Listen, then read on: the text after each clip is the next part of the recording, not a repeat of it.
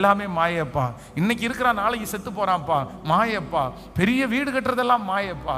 அவனுடைய வாழ்க்கையில வந்து அவ்வளவு ஆசீர்வாதமா இருந்தோம், மனசுக்குள்ள ஒரு திருப்தி கூட இல்லை. காரணம் என்ன அப்படின்னு சொன்னா, நிறைவானவர் சுத்தமா இல்லை. யாக்கோபு இதை தான் தெரிஞ்சிட்டார். யாக்கோபு வந்து ஆரம்பிக்கும் போது பாத்தீங்கன்னா ஆண்டவர் இல்லாம எல்லா ஆசீர்வாதத்தையும் வாங்கிட்டு கடைசியில் ஆண்டவர் வாங்கலாம்னு நினைச்சிட்டார்.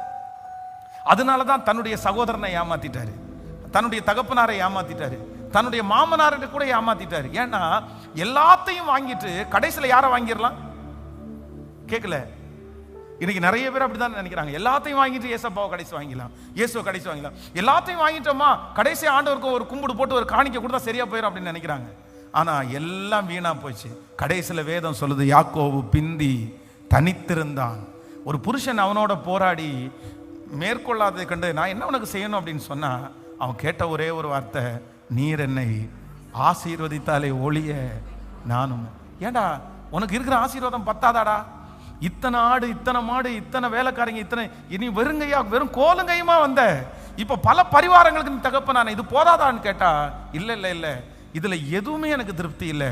எனக்கு ஒன்னே ஒண்ணு மட்டும், நீங்க என் கூட இருந்தா மட்டும்தான், நீங்க என்ன பிளஸ் பண்றது மட்டும்தான் எனக்கு திருப்தி. மற்ற எல்லா ஆசீர்வாதமும் எனக்கு வேண்டாம். அப்போ ஒரு அந்த யாக்கோபு அதை கண்டுபிடிச்சிட்டாரு.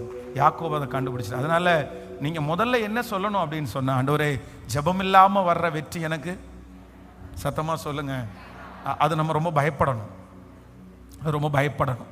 நீங்க ஆண்டவரோட இல்லாத போது ஒரு பிளஸிங் வருது அப்படின்னு சொன்னா நீங்க கொஞ்சம் ஒதுங்கியே நின்னுங்க. அந்த அந்த பிளஸிங்களை குறித்து சந்தோஷப்படாதீங்க, அந்த பெருமையை குறித்து நீங்க பெருமை பாராட்டாதீங்க, நீங்க ஒதுங்கியே நில்லுங்க. ஏன் அப்படின்னு சொன்னா அதுக்கும் உங்களுக்கு என்ன இல்லை, சம்பந்தம் இல்லை. ஆனா நீங்க ஜெபம் பண்ணி ஆண்டவரோட நடக்கும்போது ஒரு வெற்றி வருதா, நீங்க சந்தோஷப்படுங்க.